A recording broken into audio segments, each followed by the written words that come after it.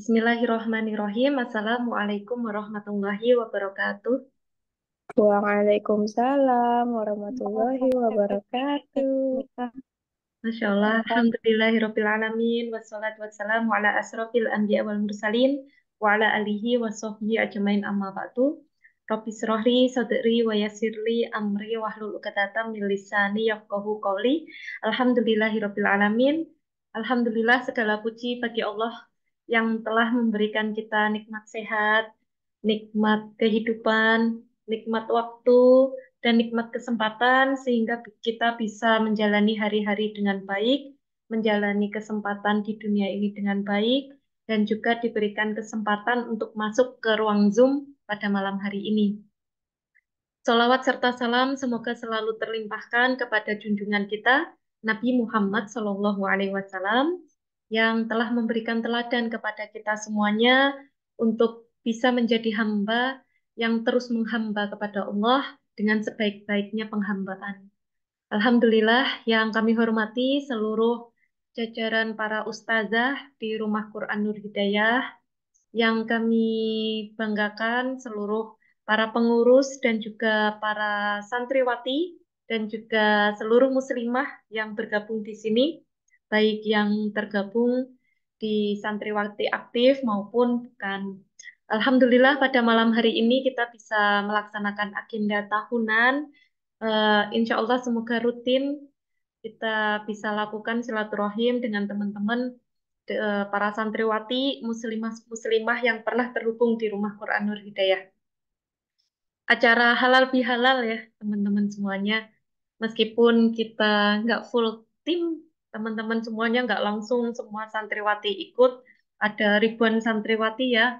Mungkin ada yang berhalangan, kemudian ada yang tidak bisa, ada yang memang sakit dan lain sebagainya. Kita doakan yang terbaik untuk teman-teman kita semuanya. Dan terima kasih saya haturkan kepada para muslimah, bunda, ibu semuanya yang ada di sini yang berkenan untuk silaturahim dengan Rumah Quran Nur Hidayah. Di sini juga saya melihat ada ibu-ibu yang semangat belajar ya, bahkan mempersiapkan buku ya untuk pada malam hari ini. Kita santai. Kalau misalnya ada ilmu atau pengalaman atau pembelajaran yang bisa didapatkan, silakan dicatat. Kalaupun kita hanya sekedar silaturahim, semoga ini bisa menjadi jembatan ukhuwah kita. Walaupun hanya secara online, semoga kita mendapatkan berkah dari Allah Subhanahu wa Ta'ala. Amin, amin ya Rabbal Alamin. Di sini saya Ustazah Tirta, em, seperti tahun-tahun sebelumnya, kalau acara halal bihalal itu langsung saya yang ini ya, untuk memanajemen ya teman-teman semuanya. Saya pengen dekat dengan para santriwati dan juga bunda-bunda ukti semuanya, yang mungkin di sini para santriwati aktif jarang ketemu dengan saya karena kelasnya dengan para ustazah-ustazahnya. Kemudian juga santriwati-santriwati yang lainnya yang sedang off mungkin juga belum terhubung dengan saya. Kemudian juga para muslimah yang lainnya belum tahu juga rukun itu apa. Ikut aja di Zoom ini, nggak apa-apa teman-teman semuanya. Di sini terbuka untuk semua teman-teman muslimah yang ingin silaturahim dan mendapatkan ukhuwah ya dengan teman-temannya yang misalnya di sini belum kenal, kemudian jadi kenal. Yang sudah kenal nanti bisa lebih dekat gitu, teman-teman semuanya. Dan untuk acara yang selanjutnya supaya menambah keberkahan dalam agenda malam hari ini, mari kita mendengarkan tilawah Quran yang akan dilantunkan oleh Ustazah Syahrani selaku pengampu pembelajar di Rumah Quran Nur Hidayah. Silakan waktu dan kesempatan kami berikan kepada Ustazah Syahrani. Ya Allah, alhamdulillahirrahmanirrahim. Jazakillah khair untuk Ustazah Tirta yang sudah memberikan kesempatan kepada saya untuk membacakan Al-Quran. Ya, Afan untuk on kamera saya izin dulu belum bisa.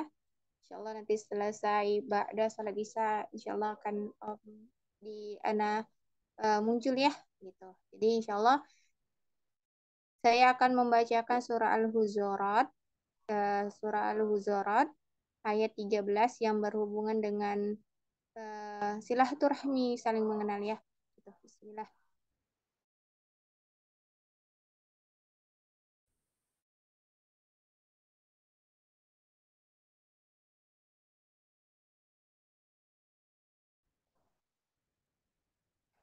A'udzu bil Bismillahirrahmanirrahim. Ya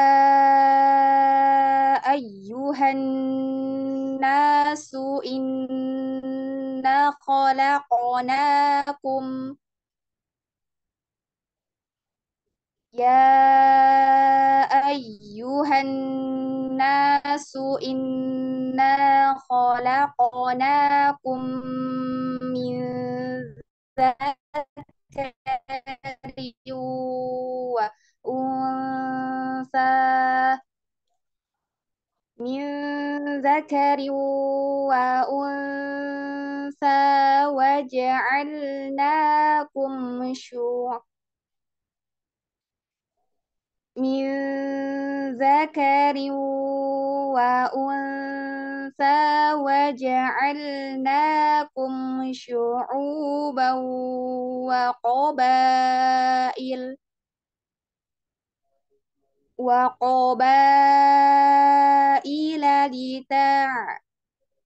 qabaila lita'arafu Inna akramakum indallahi atqakum. Innallaha alimun khabir. Dengan menyebut nama Allah yang Maha Pengasih lagi. Aku berlindung kepada Allah dari godaan syaitan yang terkutuk. Dengan menyebut nama Allah yang Maha Pengasih lagi Maha Penyayang. Wahai manusia, sungguh kami telah menciptakan kamu dari seorang laki-laki dan seorang perempuan. Kemudian kami jadikan kamu berbangsa-bangsa dan bersuku-suku agar kamu saling mengenal. Sungguh yang paling mulia di antara kamu di sisi Allah ialah orang yang paling bertakwa. Sesungguhnya Allah Maha mengetahui, Maha meneliti. Shadaqallahul Azim. Assalamualaikum warahmatullahi wabarakatuh.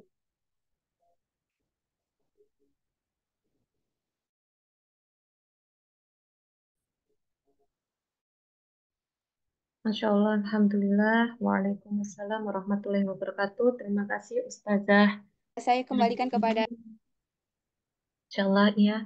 Terima kasih Ustazah Syahrani telah membacakan Quran ya, menjadi pembelajaran untuk kita bahwa kita diciptakan bersuku-suku untuk saling mengenal dan juga yang terbaik di sisi Allah adalah yang paling bertakwa. Itulah pembelajaran yang dari surah yang dibacakan oleh Ustazah Syahrani. Kita ada di dunia ini, ada banyak manusia, ada yang dari Indonesia, ada yang dari negara-negara lain. Kemudian di Indonesia pun ada yang dari Provinsi Jawa Barat, ada yang dari Kalimantan, Sulawesi, dan lain sebagainya. Kemudian di setiap provinsi pun juga ada kabupaten kota, seterusnya. Bahkan di tingkat RT, kemudian di tingkat keluarga pun juga kita diciptakan berbeda. Bahkan dalam satu rumah pun kita berbeda-beda ya, teman-teman semuanya. Em, Sungguh luar biasa ya penciptaan Allah kepada manusia dengan segala potensi yang kita sekarang dititipi Allah. em, Satu orang dengan orang yang lain sangat berbeda, sekalipun kembar, kembar yang sangat-sangat kembar pasti berbeda.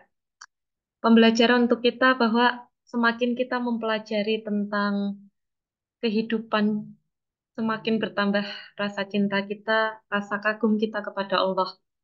Kita belajar ya teman-teman semuanya bahwa kita diciptakan berbeda-beda, berarti ada maksud dan tujuannya, teman-teman semuanya. Meskipun kita berbeda, kita diberikan Allah kesempatan untuk saling mengenal. Bahkan adanya teknologi membuat kita punya kesempatan bisa mengenal tidak hanya di dalam satu daerah, tapi juga di daerah yang lainnya. Bahkan dalam kejadian-kejadian yang menyedihkan pun tetap ada hikmahnya, teman-teman semuanya. Salah satu halnya adalah di kejadian COVID tahun 2020 lalu yang sangat membuat duka bagi kita semuanya. Ada yang sakit, kemudian ada yang orang tuanya sakit, ada yang keluarganya sakit, bahkan sampai terlebih dahulu dipanggil oleh Allah. Ternyata di balik duka-duka tersebut, duka COVID-19 itu, ada pembelajaran yang kita bisa dapatkan adalah kita bisa di rumah, namun kita bisa berkenalan juga dengan orang-orang yang lain di berbagai daerah melalui aplikasi Google Meet, aplikasi Zoom, dan dari wasilah hal itu pun di situ lahirlah rukun teman-teman semuanya. Seperti yang teman-teman ketahui sekarang, rukun Rumah Quran Nur Hidayah dulu itu lahir ketika pandemi COVID, teman-teman semuanya. Ketika saat itu adanya social distancing, kemudian orang-orang tidak berani untuk mengaji, bertemu dengan orang di keramaian, akhirnya semuanya pulang ke rumah.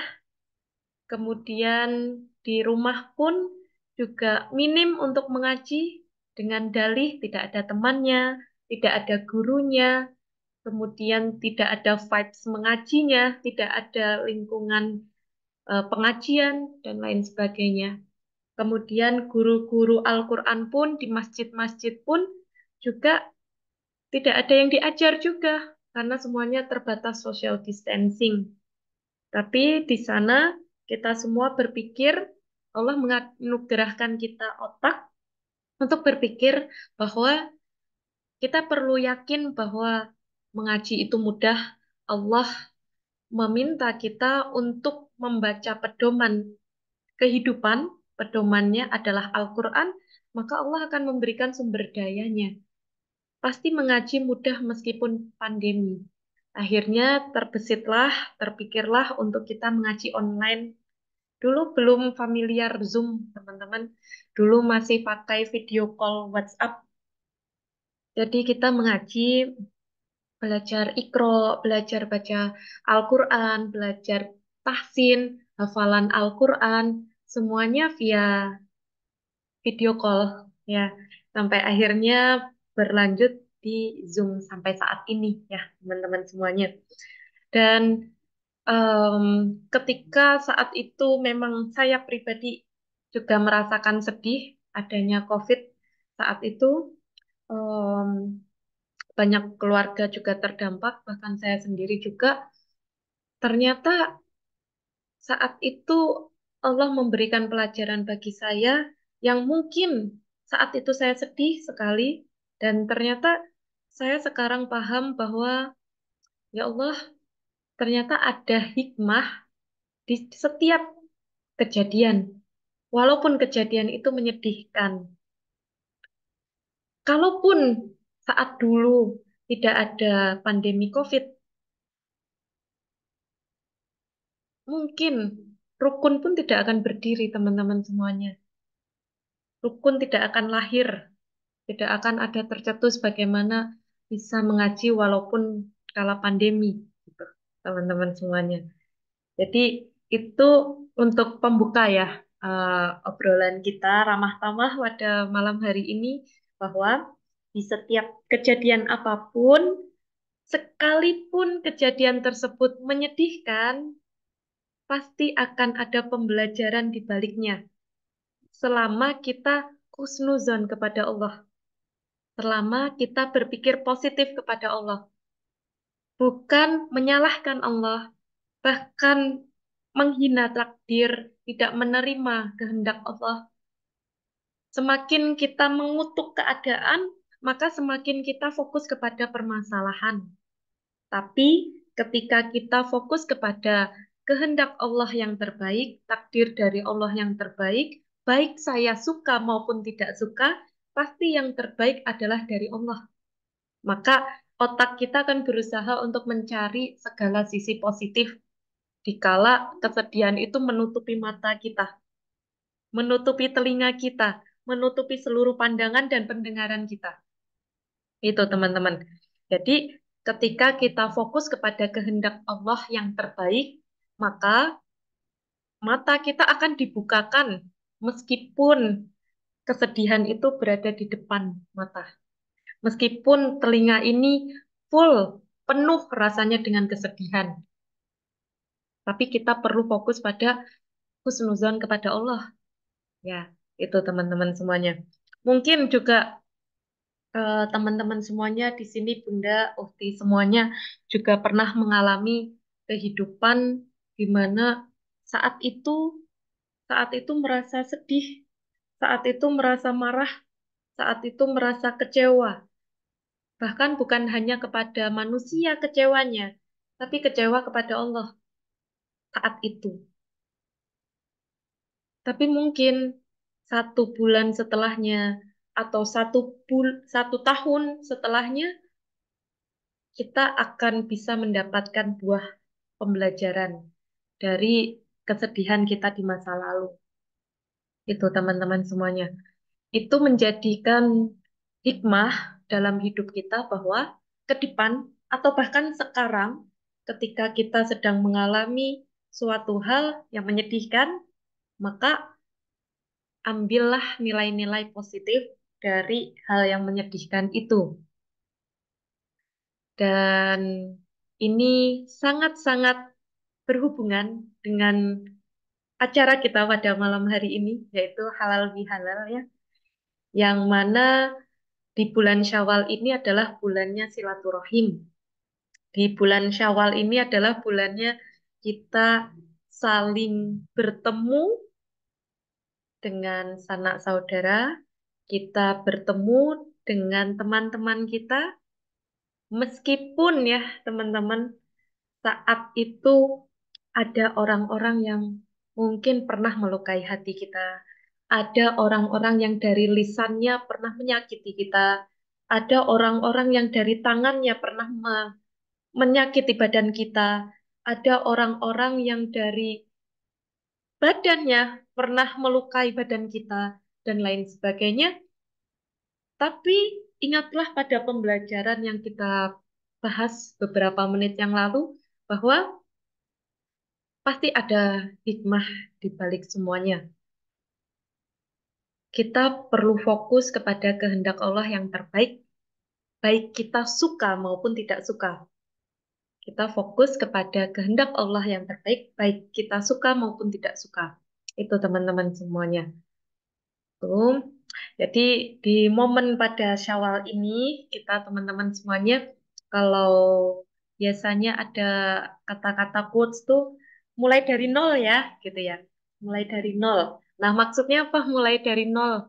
Em, Mulai dari nol adalah kita sudah mengenalnya sudah lama. Ada yang sudah 1 tahun, ada yang 2 tahun, 3 tahun. Pasti di dalam ukhuwah ini pernah ada em, hal yang tidak menyenangkan, tidak mengenakan, apapun itu. Ya, maka pada halal bihalal ini kami atas nama Rumah Quran Nur Hidayah dan juga saya pribadi atas nama Tirta Merisa Lubis selaku pelayan di Rumah Quran Nur Hidayah, mohon maaf lahir dan batin. Taqabbalallahu minna wa minkum. Semoga semua amal kita diterima oleh Allah. Semoga Allah meridhoi kita dan kita pun juga menjadi hamba yang selalu ridho terhadap takdirnya Allah. Jadi saya atas nama pribadi dan juga organisasi mohon maaf jika ada kesalahan. Dimaafkan ya. Boleh on mic kok. Dimaafkan ya. Ya, Ya sama-sama saja, saja. sama-sama Mohon maaf lahir saja. batin juga. Iya, Sama-sama. sama-sama. Gitu sudah. Iya, terima kasih. Boleh on cam, boleh on cam, boleh on mic. Kalau nggak on mic berarti saya nggak dimaafkan. Hmm, Boleh on mic. Ustazah. sama-sama, Ustazah. Masya Allah, Alhamdulillah. Afwan Hmm. ya, jika ada salah-salah, jika ada hilaf, selama pembelajaran Ustazah. Masya Allah, ya terima kasih Bu Misna, sama-sama. Semangat selalu belajarnya. Ya, Masya Allah, Alhamdulillah. Senang sekali teman-teman semuanya. Itu em, momen momen Lebaran bukan hanya sebagai momen formalitas ya dalam kehidupan kita.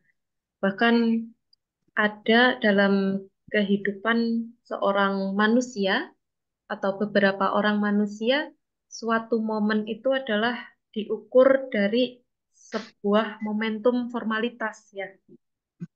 Tapi mari kita belajar bahwa momentum itu perlu diisi dengan hal-hal yang bermakna.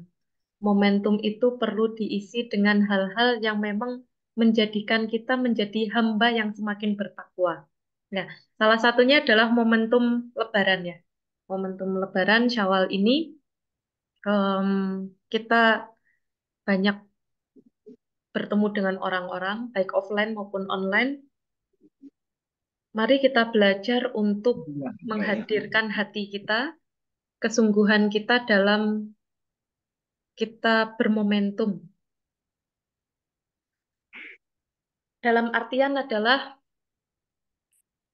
em, kita banyak mengirim pesan untuk meminta maaf dan kita juga mengirim pesan maupun dikirim pesan tentang permintaan maaf, maka kita perlu hadirkan hati kita, sucikan diri kita bahwa orang yang sedang mengirim pesan ataupun menelepon kita ataupun datang kepada kita untuk meminta maaf benar-benar tulus dari hatinya. Kemudian kita pun juga ketika mengirim pesan dan juga datang silaturahim ke orang lain, kita juga tulus hatinya benar-benar untuk memulai kehidupan baru, kita menjadi pribadi baru yang semakin bertakwa, itu teman-teman semuanya.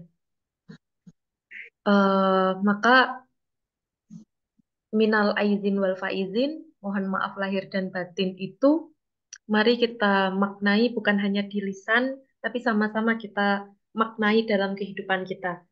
Dan untuk meminta maaf kepada manusia pun tidak juga harus menunggu momen Lebaran. Ya.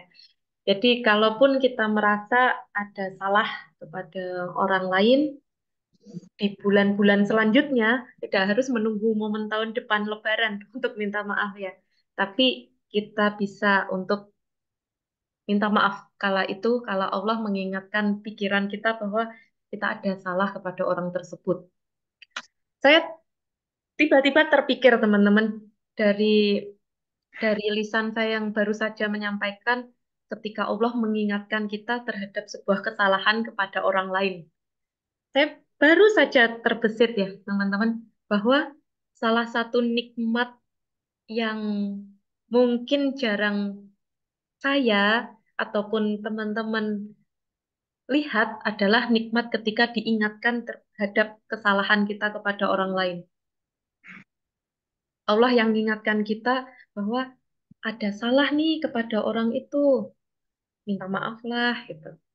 Kemudian mohon ampunlah kepada Allah em, bahwa pernah menzolimi orang lain.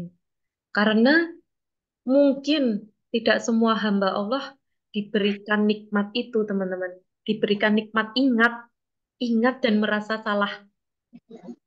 Diberikan nikmat merasa salah terhadap orang lain dan juga diberikan rasa untuk em, merasa salah ya. Karena banyak dari kehidupan kita, bahkan mungkin yang sedang berbicara ini, kita lupa menjadi hamba yang selalu merasa salah. Terlalu sering untuk menjadi hamba yang merasa solih. Terlalu sering menjadi hamba yang merasa bahwa amalnya banyak, kemudian sholatnya banyak, ngajinya banyak, sedekahnya banyak, dan lain sebagainya. Sehingga menimbulkan perasaan di dalam hati seorang hamba menjadi orang yang merasa solih. Padahal ketika kita menjadi merasa solih pun, itu pun juga kurang baik bahwa kita merasa sudah Maafkan betul. kita. Tapi ketika kita diberikan nikmat kepada Allah, selalu merasa salah, banyak dosanya, kemudian digerakkan Allah untuk bertaubat, meminta maaf kepada Allah, memohon ampun kepada Allah, meminta maaf kepada manusia, ternyata itu adalah sebuah nikmat yang mungkin sering dilalaikan oleh kita semuanya, terkhusus saya gitu teman-teman semuanya. Maka sering-sering kita sebelum istirahat di malam hari, kita pikirkan ulang. Kita pikirkan ulang, ya Allah, hari ini saya sudah melakukan kesalahan apa ya, kepada siapa ya, sehingga kita akan menjadi hamba yang punya orientasi untuk selalu bertaubat setiap waktu. Bertaubat kepada Allah dan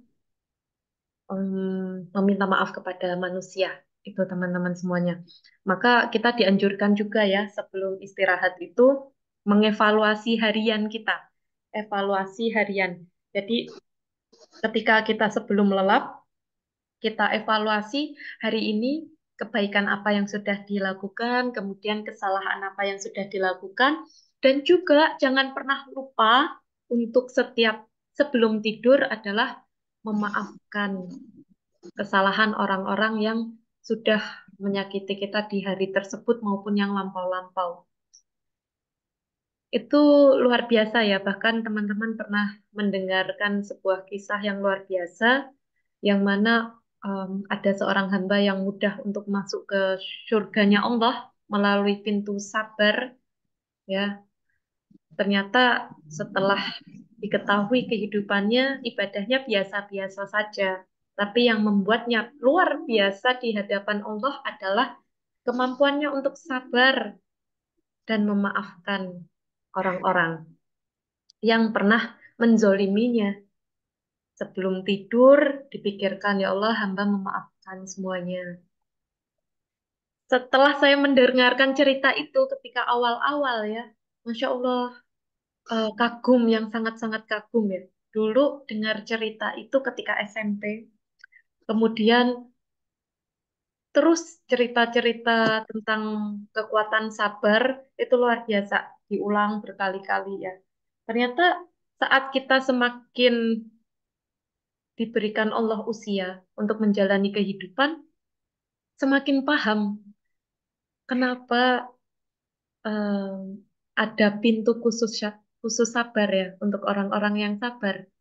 Ternyata memang benar sabar itu susah. Sabar itu perlu proses. Mungkin kita bisa menyampaikan sabar di lisan, tapi hati kita mungkin ada rasa gerundel dan rasa tak enak. Maka itu sebuah pembelajaran bahwa dalam kehidupan sabar itu juga perlu dilatih. Sabar itu perlu terus ditambah setiap hari dengan cara minta kepada Allah yang punya kekuatan untuk menguatkan hati seorang hamba itu Allah. Jadi kita minta kepada Allah untuk diberikan sabar itu. Itu teman-teman semuanya. Mungkin di sini em, banyak senior-senior ya, bunda-bunda, uhti semuanya yang punya pengalaman-pengalaman yang luar biasa di kehidupannya tentang kesabaran dan lain sebagainya. Em, jadi mohon izin kita saling sharing-sharing ya. Semoga malam ini menjadi momentum kita ramah tamah, saling memaafkan satu sama lain, dan juga saling mendapatkan ilmu dan pembelajaran satu sama lain. Nanti juga ada kesempatan untuk bunda-bunda saling sharing kepada teman-teman yang lainnya, apapun itu. Em, saya mau menyapa dulu semakin banyak teman-teman yang hadir ya. Ya, Alhamdulillah. Terima kasih ya teman-teman sudah meluangkan waktunya pada malam hari ini. Alhamdulillah, senang sekali silaturahim dengan teman-teman semuanya. Ada pembelajaran ketika di bulan Ramadan. 1 bulan kita berpuasa, ternyata bukti ketakwaan kita kepada Allah itu bukan hanya ketika bulan Ramadan, teman-teman. Keberhasilan Ramadan seseorang itu salah satunya bisa dilihat apakah ada perbedaan atau tidak pasca Ramadan itu. Apakah ada perbedaan atau tidak pasca Ramadan itu terhadap seorang hamba? Perbedaan ada dua, perbedaan semakin baik ataupun perbedaan semakin buruk. Perbedaan semakin baik, katakanlah adalah ketika di bulan Ramadan punya amalan-amalan tertentu. Berdoa kepada Allah semoga amalan itu dilakukan juga di bulan-bulan setelah Ramadan. Sampai Allah izinkan ketemu lagi Ramadan berikutnya. Terus, maka ada pesan dari guru saya yang selalu saya ingat adalah mari kita menjadikan hari-hari kita, bulan-bulan kita ini layaknya Ramadan. Sekalipun memang vibes-nya tidak Ramadan ya, tidak ada misalnya em, tidak ada takjil yang dijual di umum, kemudian tidak ada vibes-vibes Ramadan secara umum ya. Tapi kita bisa menciptakan vibes Ramadan itu terhadap diri kita sendiri. Tak perlu kita menunggu untuk benar-benar vibes secara umum ya. Vibes itu adalah lingkungan rasa ya. Rasa yang secara umum. Tapi kita bisa menciptakan rasa itu bagi diri kita sendiri. Apa amalan-amalan yang pernah kita kerjakan di bulan Ramadan? Katakanlah kita memperbanyak sholat sunnah. Sholat sunnahnya apa? Rawatib kita nggak pernah em, absen misalnya ya. Maka setelah bulan Ramadan kita juga ikhtiar semangat untuk rawatibnya. Kemudian em, di bulan Ramadan kita tidak pernah absen sholat duha. Di luar bulan Ramadan kita coba jangan absen sholat duhanya. Kemudian di bulan Ramadan kita sholat malam, sholat tarawih ya. Hanya dilakukan di bulan Ramadan. Tapi di luar bulan Ramadan kita bisa melakukan sholat malam, ibadah-ibadah malam hari. Jangan pernah absen juga. Semua nasihat yang saya sampaikan ini pun juga kembali kepada saya yang menyampaikan teman-teman semuanya. Kemudian ketika kita punya amalan di bulan Ramadan, membaca Al-Quran, tilawah sekian. Setelah bulan Ramadan, berusaha ikhtiar mengamalkan hal yang serupa di bulan Ramadan itu. Itu. Jadi indikator keberhasilan kita di bulan Ramadan salah satunya bisa dilihat adalah dari kelakuan, akhlak kita, perbuatan kita, apapun kita, apakah ada yang beda atau enggak dengan bulan Ramadan itu. Bedanya antara yang baik ataupun semakin buruk gitu. Kalau misalnya semakin buruk apa? Misalnya di bulan Ramadan sekian ibadah-ibadahnya, kemudian turun, turun, turun, turun, turun, dan lain sebagainya. Semuanya serba belajar ya. Semuanya kita perlu belajar terus untuk meningkatkan ibadah kita. bukan hanya secara kuantitas, tapi juga kualitas, itu teman-teman semuanya. Dan juga kalau misalnya di bulan Ramadan kita wanti-wanti untuk tidak melakukan maksiat. Di luar bulan Ramadan kita juga harus wanti-wanti tidak melakukan maksiat. Karena ada sering nih dengar-dengar misalnya, ini lagi puasa loh, jangan gibah gitu. Lagi Ramadan loh, jangan gibah gitu ya. Lagi Ramadan loh, jangan bohong gitu. Padahal kalau kita Ya, belajar, jangan gibah, jangan bohong itu kan bukan hanya tentang di bulan Ramadan. Jangan bohong, jangan gibah, itu seterusnya, nggak boleh gitu.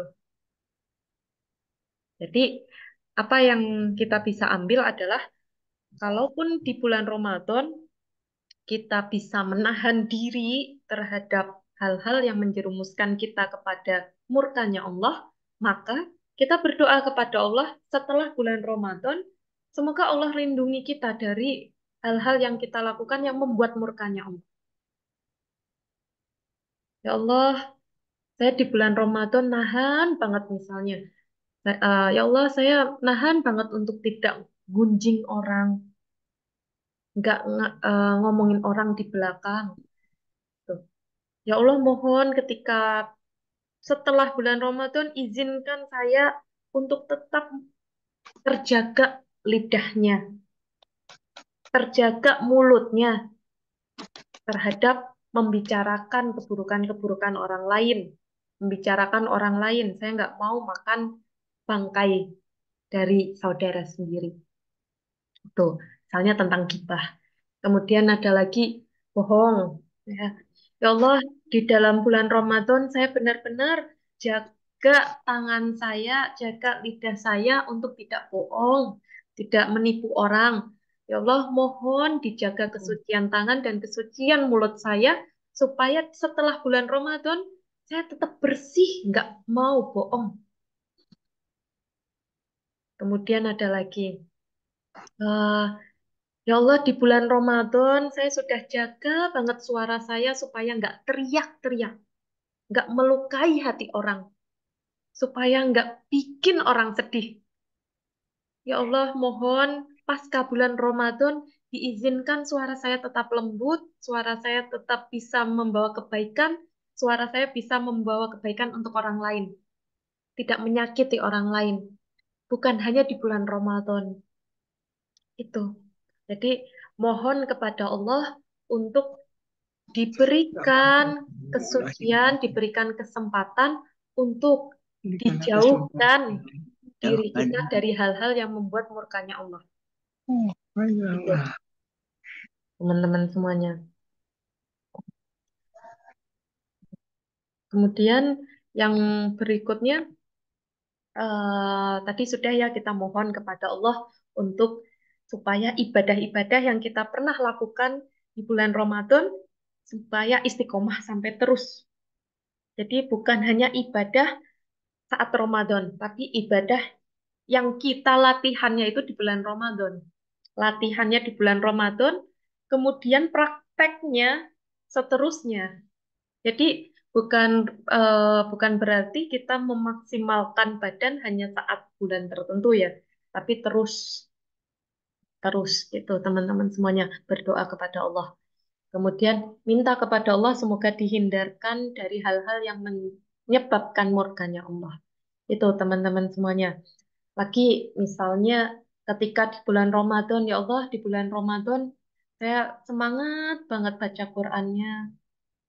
Ya Allah di bulan Ramadan saya em, antusias gitu ikut pengajiannya. Di bulan Ramadan saya semangat banget dengerin kajian.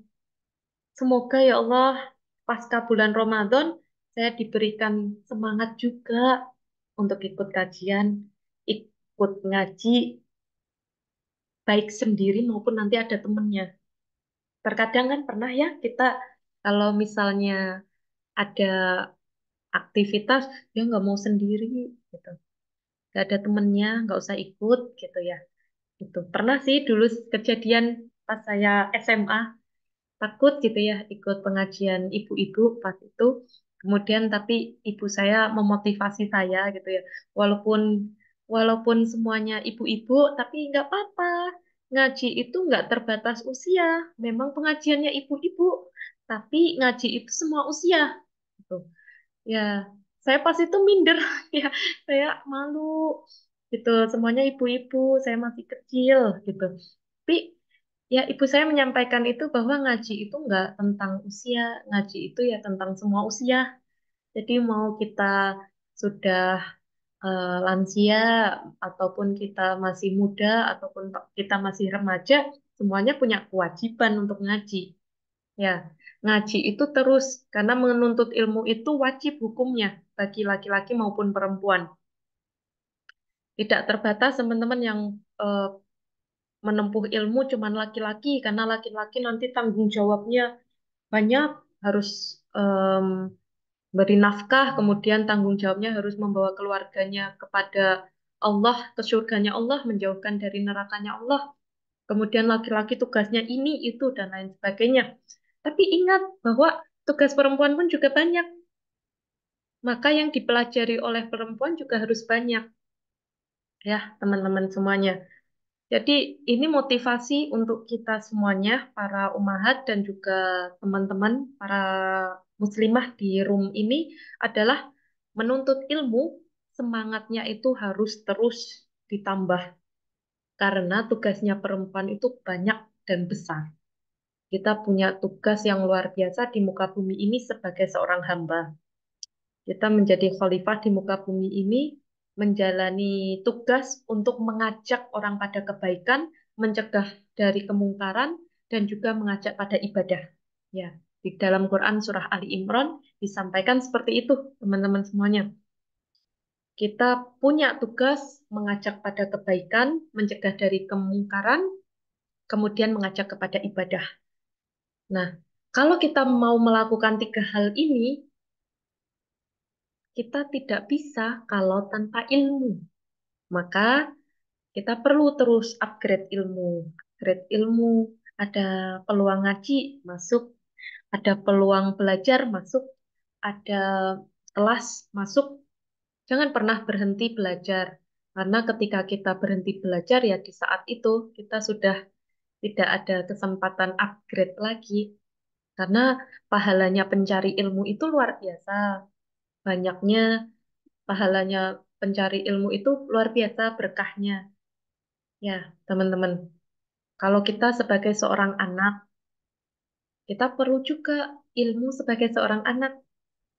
Kita sebagai seorang istri, perlu ilmu sebagai seorang istri. Kita sebagai ibu, perlu ilmu sebagai ibu. Kita sebagai nenek, perlu juga ilmu sebagai nenek. Semuanya ada ilmunya. Maka bersedih orang-orang yang menjalani kehidupan tanpa ilmu. Karena akhirnya nanti banyak trial error. Ini pesan dari guru saya ya, untuk semangat semangat belajar. Saat itu saya berada di titik absen belajar selama 1 bulan. Kemudian guru saya menyampaikan bahwa mau hidup seperti apa kalau kita tanpa ilmu? Kita mau hidup seenaknya.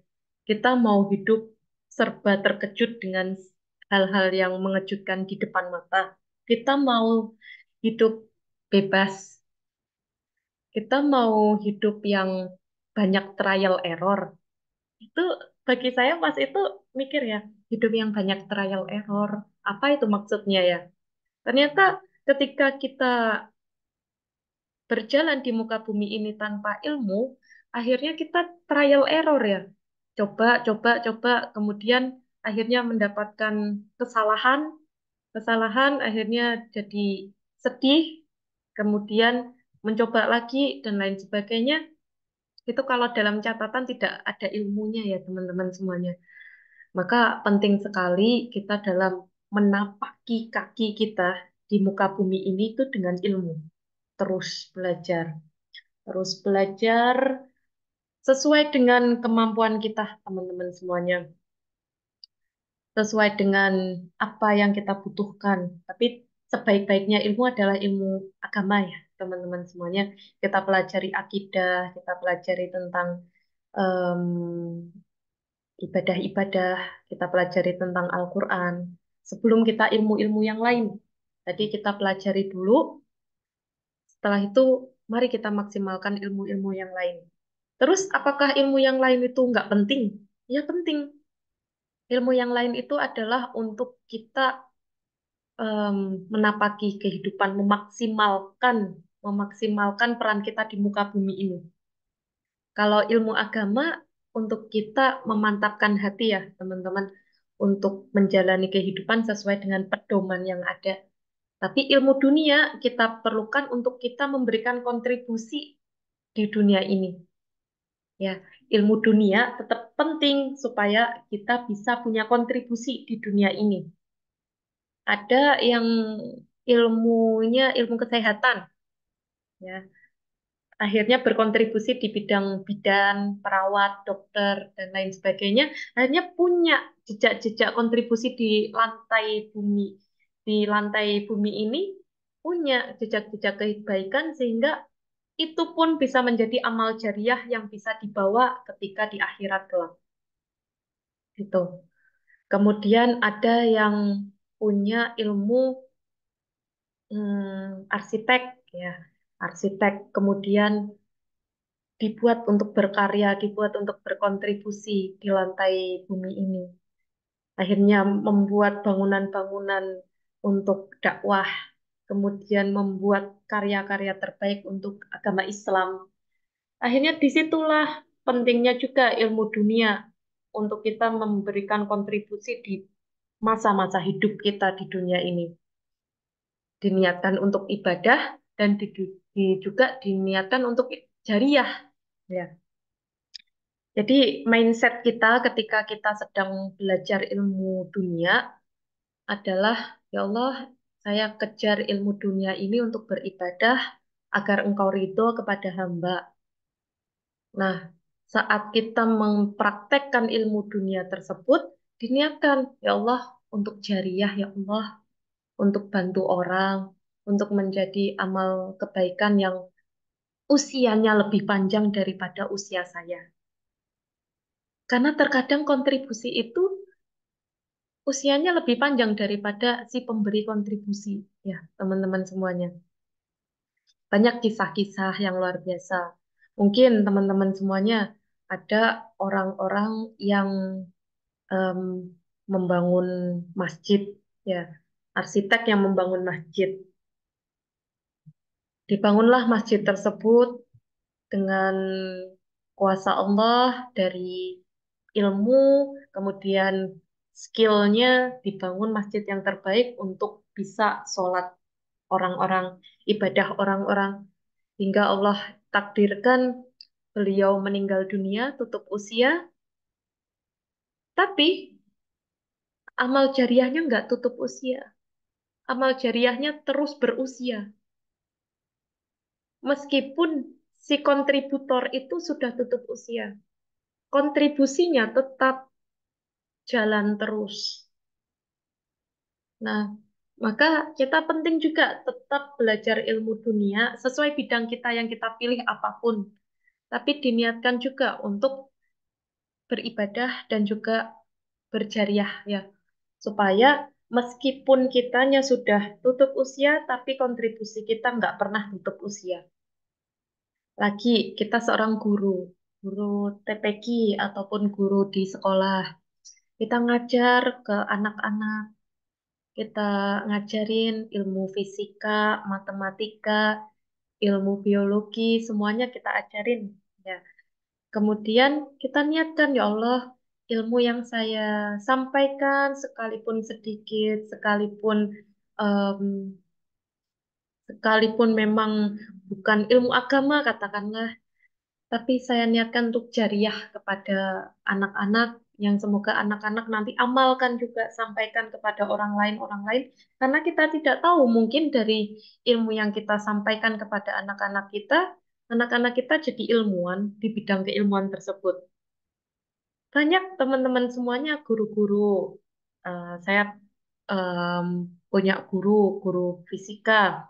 Kemudian teman-teman saya akhirnya suka dengan pelajaran fisika dan juga lanjut kuliah fisika, seterusnya S1, S2. Kemudian akhirnya jadi ilmuwan fisika. Kemudian buat jurnal. Jurnalnya kan penting untuk keilmuan. Jadi kita tidak tahu dari murid yang mana Allah takdirkan ilmu kita ini bisa terus, bisa terus. Maka jangan pernah pilih-pilih anak juga untuk diajarin ketika kita jadi seorang guru ya. Mungkin terkadang anak yang kita ajarin itu bandel gitu ya. Kita sedih gitu dengerin setiap hari ada aja masalah dan lain sebagainya. Tapi kita sudah melakukan pendekatan kepada anak-anak tersebut, ya kita nggak usah pilih-pilih dengan siapa kita mengajarkannya ya, mengajarkan ilmu, karena kita tidak tahu dari insan mana, hamba Allah yang mana, yang Allah izinkan untuk meneruskan ilmu yang sudah kita sampaikan. Maka itu mungkin yang menjadi motivasi saya pribadi ya, sebagai seorang guru, ketika saya mendapatkan kelas misalnya mendapatkan kelas anak-anak yang kata orang-orang ya kata orang-orang saat itu susah Mbak itu susah Bu gitu ini gini. Em, saya punya keyakinan bahwa setiap anak itu ada treatmentnya perawatannya masing-masing. Jadi kalau misalnya tidak cocok sama kita ya berarti kita ada treatment yang harus kita lakukan. Dan ya dijalani karena mungkin aja dari hamba Allah tersebut yang ditakdirkan pada kita, di sanalah Allah melatih kita sabar, di sanalah Allah melatih kita untuk ikhlas, di sanalah Allah melatih kita untuk belajar terus. Ya, jadi mindset kita, pikiran kita ketika kita sedang mengajar, tapi murid kita misalnya sangat membuat kita harus bersabar, mindset kita adalah, ya Allah, berarti Engkau izinkan hamba untuk belajar terus. Belajar tentang metode pengajaran, belajar tentang membuat ilmu ini menjadi lebih ringkas dan jelas, tidak berbelit-belit, dan penyampaiannya lebih nyaman kepada murid-murid. Akhirnya kita upgrade. Tapi ketika nanti kita hanya murid-muridnya itu orang-orang yang kita nyaman, udah gampang. Setiap hari gampang lah, nanti murid-murid seperti ini, maka kita nggak akan ada mau untuk belajar upgrade lagi. Dah, metode saya yang terbaik, ilmu yang saya sampaikan teringkas, kemudian cara penyampaian saya yang terhebat, akhirnya merasa itu. Maka ketika Allah hadirkan orang-orang yang harus membuat kita sabar, mari kita punya pandangan bahwa orang tersebut melatih saya untuk belajar lagi. Tuh. Itu motivasi untuk bu guru-bu guru ya. Misalnya di sini banyak ya, saya lihat juga banyak bu guru-bu guru. Kemudian misalnya ada orang-orang yang fokus kepada ilmu dunia adalah ilmu kesehatan tadi udah teknik ya. Misalnya di sini ada teman-teman teknik. Teman-teman di sini misal ya, misal membuat sebuah elektronika, membenarkan sebuah alat dan lain sebagainya diniatkan untuk diniatkan untuk jariah juga, jariah juga. Apa manfaat kita niat teman-teman? Pasti kita sudah sering ya membahas di kajian-kajian sebelumnya tentang manfaat niat dan mengapa kita harus berniat ya. Tapi kita ingin ulas lebih dalam adalah manfaat kita niat itu adalah salah satunya teman-teman supaya kita bisa mengobati lelah kita. Ya, mengobati lelah kita. Misal di dalam sebuah pekerjaan kita menghadapi suatu situasi yang membuat kita kesal, membuat kita angkat tangan, kita murung, marah, kecewa, ya. Tapi ketika kita ingat niat kita, akhirnya lelah-lelah kita itu seakan-akan diangkat Allah karena kita lillah. Ya Allah, saya punya niat bekerja di sini, katakanlah ya, bekerja di sini untuk em, membahagiakan orang tua saya. Gitu. Akhirnya ketika kita mendapati suatu ujian di dalam pekerjaan itu, kita ingat lagi niat kita. Lelahnya seakan-akan diangkat oleh Allah. Makanya rasanya kayak nyes gitu ya. Alhamdulillah. Ya, ingat niat lagi. Jadi obat lelah salah satunya nginget-nginget niat, memperbarui niat. Nah, ngomong-ngomong tentang memperbarui niat ya, teman-teman semuanya. Mungkin bisa jadi ketika kita sedang lelah, capek, sedang diuji Allah, suatu kesulitan, di situ Allah sedang meminta kita memperbaiki niat kita, memperbarui niat kita. Mungkin kemarin-kemarin niat kita belum baik. Mungkin niat kita yang kemarin-kemarin perlu direvisi. Maka Allah hadirkan ujian untuk merevisi niat kita. Gitu. Kita punya masalah apa nih dalam hidup? Katakanlah eh, apapun ya.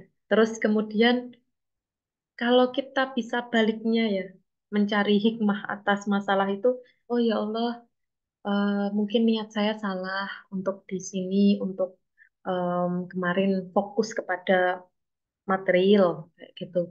Maka Allah izinkan cobaan tersebut untuk mengingatkan kita. Karena terkadang terkadang manusia itu kalau tidak disentil, akhirnya merasa tidak butuh, merasa tidak butuh Allah. Maka ketika ada ujian ya, mindset kita ketika ada ujian, pikiran kita ketika ada masalah, pikiran kita ketika ada hal yang menyedihkan, oh Allah sedang nyentil saya nih untuk ingat hidup itu butuh Allah. Kenapa nggak mau doa? Kenapa setiap melakukan pekerjaan langsung aja kerjain? Sesederhana mengucapkan bismillah aja jarang gitu. Jadi ketika kita dapat ujian dari Allah, seakan-akan saat itu Allah sedang mengingatkan kita, kamu hambaku, kamu butuh aku. Jadi jangan pernah merasa bahwa kamu bisa sendirian. Gitu. Hambaku diciptakan itu, engkau butuh aku. Engkau nggak sendirian. Gitu. Jadi ketika kita di atas merasa semuanya serba seneng, harta diberikan, ilmu dimudahkan, kemudian eh, penampilan ini semuanya dimudahkan, dimudahkan. Akhirnya ngerasa hidup itu ya bisa sendiri, bisa sendiri. Nah, saat itu Allah sedang nyentil kita ya. Enggak, kamu butuh aku gitu. Wahai hambaku, engkau butuh aku. Berdoalah, berdoalah ya. Jadi ingatlah Allah bukan hanya saat kita sedih. Ingatlah Allah ketika mungkin kita nggak punya masalah. Nah, bahkan sangat berbahaya ketika manusia yang tidak pernah berdoa berarti nggak butuh sama Allah gitu. Itu teman-teman semuanya. Terus kemudian diberikan sama Allah semuanya, semua derajat diangkat gitu. Minim doanya, minim ibadahnya, semuanya minim minim minim karena merasa sudah bisa sendiri, semuanya bisa sendiri. Akhirnya bilang ke orang-orang, aku enggak kok, aku nggak pakai sholat tahajud, sholat duha, nggak nggak doa macam-macam, aku bisa kok, bisa sukses. Semua ini karena kerja kerasku, semua ini karena ikhtiarku. Akhirnya semuanya seperti itu, teman-teman ngerasa bahwa semuanya itu dicapai karena kekuatan diri, bisa sendiri. Maka ketika Allah balik keadaan, Allah balik keadaan, jatuh, jatuh, jatuh, jatuh, jatuh. Doanya apa? Kadang ngomong apa? Bukan doa ya. Kadang ngomong apa ketika manusia itu jatuh? Kenapa engkau biarkan hamba sendiri? Kenapa ya Allah, hamba sendiri menghadapi semua ini? Kenapa engkau tega ya Allah? Nah, pas jatuh semua gitu. Jadi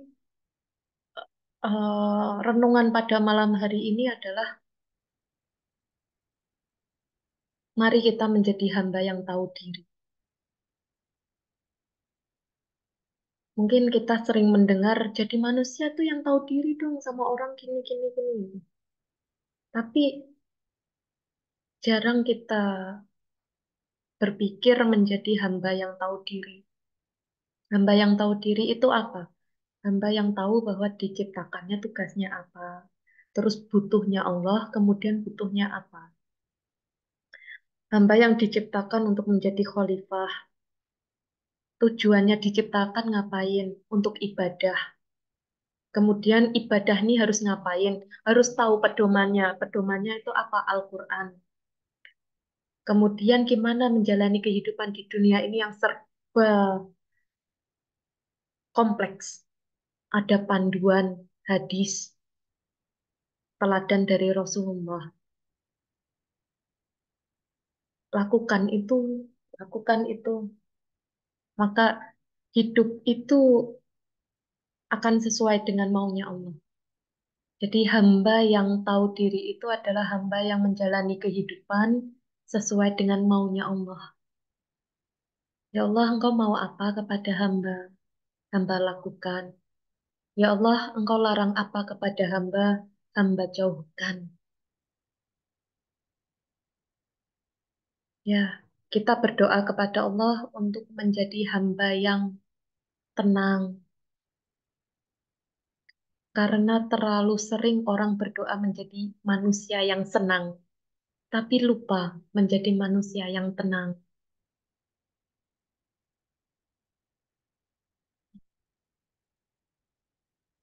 Apa maksudnya?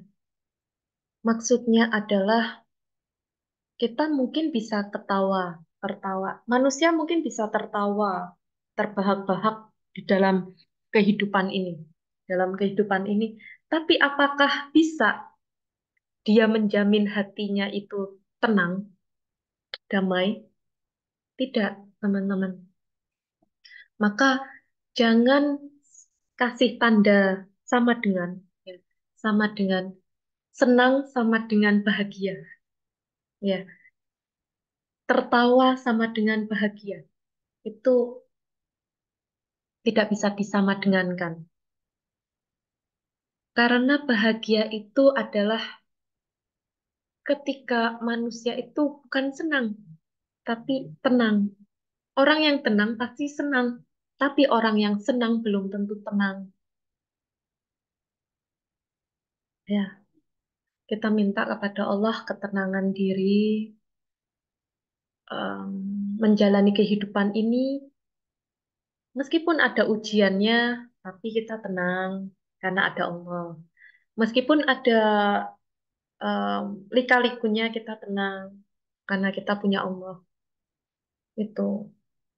Terus kemudian minta kepada Allah, bukan yang pertama minta kepada Allah bukan hanya senang ya, tapi tenang. Hati yang tenang itu Masya Allah, teman-teman semuanya. Dikasih Allah apa? Tenang. Kasih apa Allah? Tenang. Tapi tidak ada yang menjamin senang sama dengan tenang. Tapi pasti tenang itu senang. Ya. Terus kemudian yang kedua, minta kepada Allah itu rasa cukup. Minta kepada Allah rasa cukup. Rasa cukup itu adalah sebuah rasa yang sangat dibutuhkan dalam hidup kita. Minta kepada Allah bukan harta yang banyak, kekayaan yang melimpah, dan lain sebagainya yang teman-temannya ya. Minta kepada Allah rasa cukup, rasa cukup.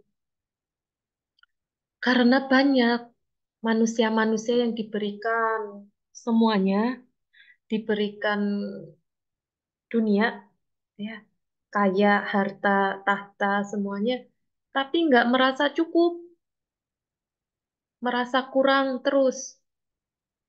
Merasa kurang, akhirnya apa? Melakukan segala cara untuk memuaskan rasa kurangnya itu.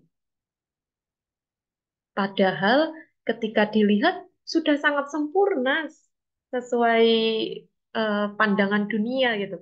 Sempurna, semuanya lengkap. Tapi rasa cukup itu mahal harganya. Ya. Jadi bahkan orang-orang yang diberikan harta oleh Allah, kalau memang belum diizinkan untuk punya rasa cukup, akhirnya terus itu rakus pada dunia. Pengen terus dikasih apa, bukan mensyukuri apa yang dititipi ini, tapi pengen yang belum. Ya. Tapi orang-orang yang dikaruniai Allah rasa cukup,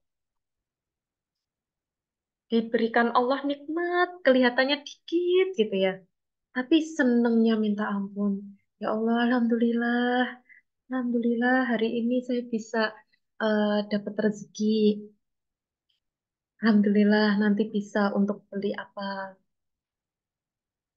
Kemudian diberikan Allah nikmat yang dilihat dunia tuh kecil ya. Dilihat sama dunia kecil. Tapi kalau manusia itu hatinya sudah besar, rasa cukupnya tinggi, Masya Allah senangnya luar biasa. Guru saya pernah menyampaikan seperti ini. Kenapa ya dalam kehidupan manusia itu sering orang-orang itu hambar, nggak bahagia. Kemudian guru saya menyampaikan bahwa kurangnya rasa syukur itu. Karena semuanya serba punya standar tinggi. Maka ketika Allah berikan kecil gitu ya, kalau dilihat di dunia kecil, akhirnya karena punya standar tingginya besar, akhirnya ngerasa biasa aja sama nikmat itu. Hikmah yang bisa kita ambil adalah, mari kita besarkan hati kita, tinggikan rasa cukup kita, supaya kita bisa benar-benar bahagia meskipun dengan nikmat yang sederhana. Ya, saya ulangi ya. Mari kita besarkan hati kita, tinggikan rasa cukup kita, supaya kita bisa benar-benar bahagia dengan nikmat yang sederhana. Tuh, teman-teman. Rasa cukup itu membuat kita menjadi banyak manfaat, banyak manfaat. Salah satunya adalah ketika kita punya rasa cukup ya terhadap hal, suatu hal. Kemudian kemudian oleh Allah diberikan nikmat yang bagi kita di luar standar kita ya, lebih lebih lebih gitu. Lebih banget diberikan nikmatnya. Akhirnya otak kita ya, kan tadi sudah disampaikan ya, perbesar hati kita, kemudian tinggikan rasa cukup kita. Akhirnya otak kita itu berpikir bahwa bagaimana nih kelebihan kelebihan nikmatnya ini dibuat apa ya? Berpikirnya apa teman-teman ketika merasa bahwa nikmat yang diberikan Allah itu lebih dari standar kita? Berpikirnya adalah mungkin nikmat ini adalah rezekinya orang lain, rezekinya orang lain yang dilewatkan oleh kami kepada kami gitu. Mungkin nikmat ini karena rezekinya orang lain yang melalui kami, maka kami harus salurkan. Salurkan supaya orang-orang juga mendapatkan nikmatnya. Itu, teman-teman semuanya. Maka kita punya mindset rasa cukup itu bukan hanya manfaat untuk diri kita, tapi juga bisa memberi manfaat kepada orang lain. Itu, teman-teman semuanya. Dalam bidang harta, misalnya, kita punya rasa cukup yang sangat besar, tinggi ya. Kemudian Allah berikan harta kepada kita yang di luar standar kita ya. Masya Allah, sangat besar sekali gitu ya. Sangat besar sekali. Akhirnya membuat kita apa? Pengen nih disalurkan ke orang lain. Mungkin nikmat ini haknya orang lain yang melalui saya. Itu akhirnya jadi sedekah harta. Kemudian Allah izinkan kita menyerap ilmu dengan mudah. Menyerap ilmu, dapat ilmu apa mudah untuk masuk. Dapat pengetahuan apa mudah untuk dicerna. Kita senang sekali. Tapi kita berpikir, ya Allah, dengan kemudahan ilmu yang kau berikan kepada hamba, berarti ada suatu hal ya yang engkau inginkan kepada hamba. Oh, hamba harus menyampaikan ilmu ini kepada orang lain. Walaupun cuma satu ayat nggak apa-apa. Walaupun cuma satu ilmu nggak apa-apa. Karena itu mungkin ada tugas mulia di balik semua kemudahan. Ya, saya ulangi lagi ya. Mungkin segala kemudahan-kemudahan dalam hidup kita, di situ ada tugas mulia di baliknya. Ya, mudah apa? Mudah dapat harta, mudah dapat ilmu, mudah dapat kesempatan-kesempatan yang lainnya. Berarti di situ ada tugas mulia yang tersembunyi di baliknya. Ya, kita harus bisa membuka hal yang tersembunyi itu, salurkan kepada orang lain. Ya, itu teman-teman semuanya. Sama juga kepada akses teman-teman untuk belajar online ya. Belajar online di Zoom maupun di lainnya, ketika teman-teman menemukan bahwa kemudahan untuk bisa belajar, berarti ada tugas mulia di balik itu. Oh, saya harus mengajarkan ilmu ini.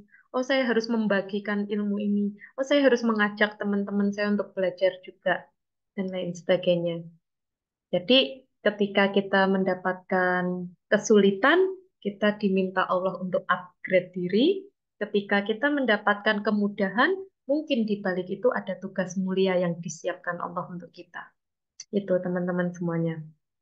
Nah, mungkin itu teman-teman ya apa yang bisa saya sampaikan. Terima kasih Bu Sri Linda. Kemudian Sama-sama. ya sama-sama Bu Siti, terima kasih. Oh, Syukran Ustazah. Afwan. Alhamdulillah. Hmm, Alhamdulillah. Bu bisa. Mahrita, Uti Emelia, Bu Misna, Masya Allah. Alhamdulillah. Syukron atas ilmunya malam ini Ustazah. Insya Allah. Alhamdulillah. Semoga bermanfaat teman-teman semuanya. Banyak yang kami peroleh, Ustazah. banyak yang kami rasakan, banyak sekali yang menyentuh hati untuk bisa seperti apa yang diutarakan tadi. Mudah-mudahan ini apa ya namanya, ini suatu nikmat yang mungkin memang ada punya kewajiban harus diberikan kepada orang lain, terutama anak-anak lah. Gitu. Ya, syukran, terima kasih sekali lagi. Jazakumullah khair. Ustazah.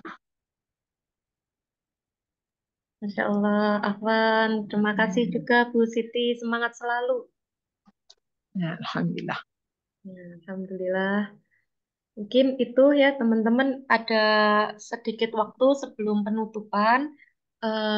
Biasanya saya nggak buka sesi tanya jawab atau sharing ya. Tapi silakan pada malam ini karena kita terbuka untuk teman-teman, silakan bagi yang mau sharing atau tanya jawab, boleh silakan.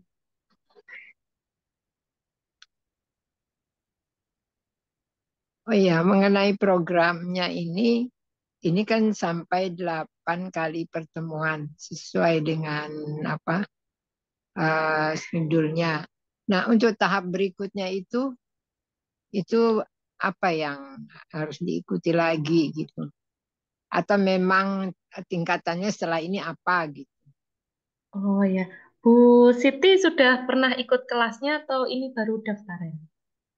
Oh, sudah ikut kelas, sedang, Oh, sedang. sedang. Ya, sedang. Ustazahnya Ustazah Mirza ya? Ya, Oh iya. itu. Ya, nanti setelah 8 kali pertemuan, terus nanti ada kelas lagi bonus. kemudian nanti ada ujian. Setelah ujian nanti akan ada pemberian hadiah sertifikat ya untuk teman-teman semuanya. Kemudian nanti ada kelas berjenjang. Ah, Mm. ya, syukran saja. Kan, Bu Siti. Semangat Bu Siti untuk Insya belajarnya. Allah, mohon doanya untuk tetap semangat. Ya, Bu Siti dari Tangerang Selatan. Selatan. Ya, Alhamdulillah. Salam kenal ya Bu Siti ya. Iya, alhamdulillah. Insya Allah ada waktu dan mau memanfaatkan waktu karena udah pensiun. Ya, Masya Allah. Gimana? Udah berapa pertemuan ya? Berarti 6 atau 6, 6 6. pertemuan di rukun. Gimana perasaannya Bu Siti? Ya, sangat senang, sangat memenuhi apa yang diharapkan. Begitu dan ya banyak sekali lah yang justru masih banyak merasa kurang. Luar biasa saya bilang, oh tapi Allah sudah takdirkan ini. Terasa nikmat untuk merasa kurang ini saya. Gimana ya? Alhamdulillah. Insya Allah, Alhamdulillah. Ya, eh, sangat berhubungan ya tadi kita materinya juga Iya, merasa kurang terhadap ilmu itu nikmat ya.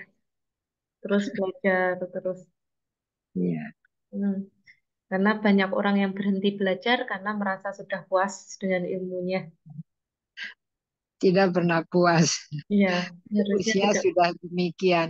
Hmm. Saya sudah ikut online juga, yaitulah apa namanya dengan berapa tahun lalu itu dengan COVID, rupanya banyak hikmahnya sehingga kita lebih kreatif, tidak malas gitu, karena dipacu dengan keadaan keterbatasan gitu loh. Sehingga, tapi ya terbiasa sampai sekarang, maunya begini, saya akan cari terus cara online belajar.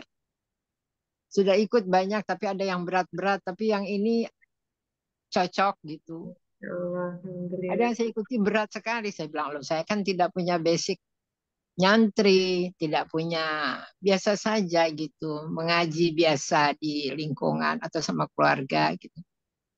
Tapi nyatanya banyak sekali kekurangan dan mengharapkan untuk rukun dari sekian ustazah yang ada di rukun mungkin ditambah lagi dan luas lagi.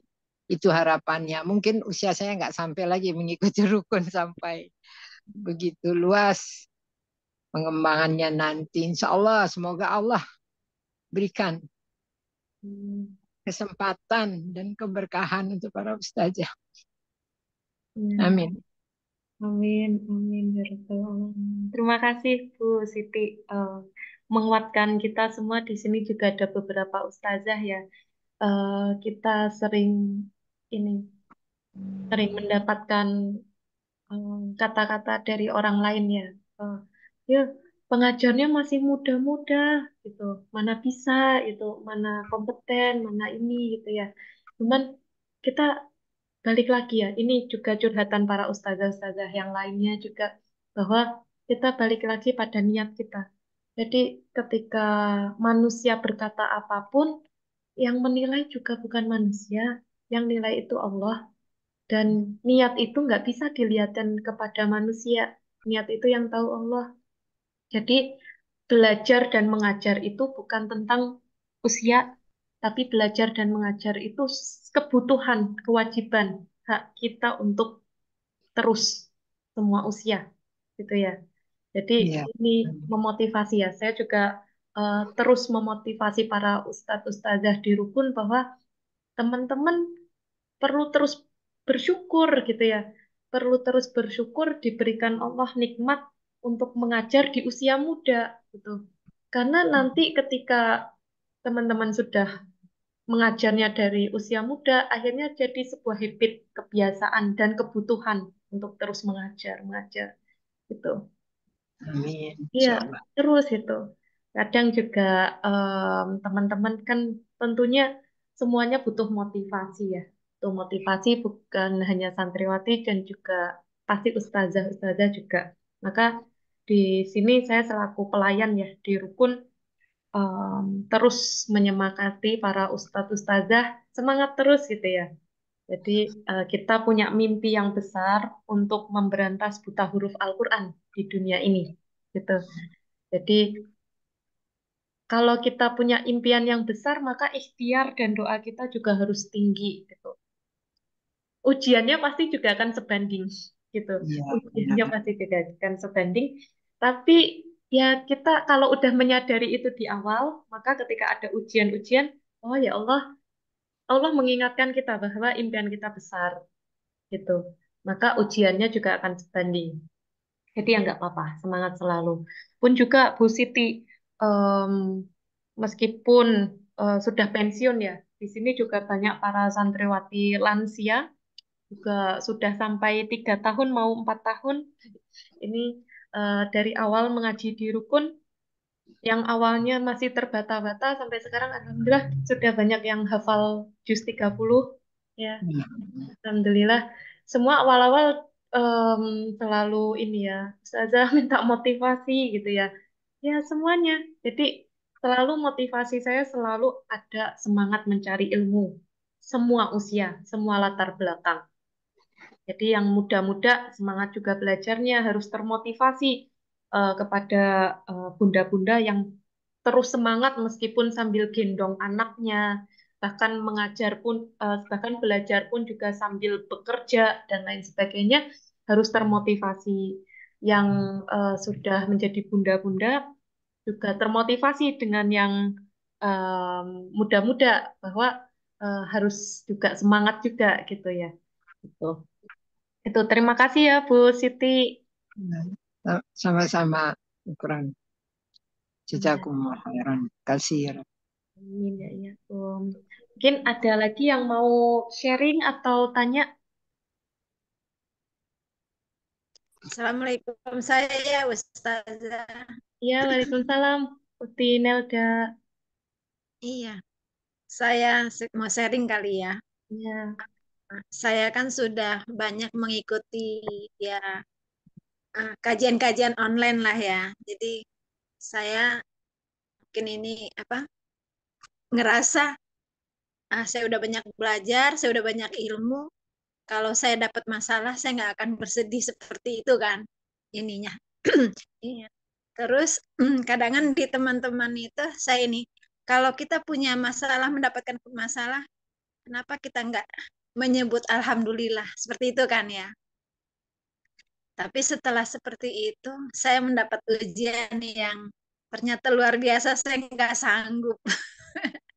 Saya benar-benar nggak sanggup seakan-akan apa ya? Sekarang kan saya melayang nggak bisa berpijak di bumi. Seperti itulah permasalahan saya yang saya hadapi. Ya Allah. Jadi di situ saya mendapatkan hikmah ya.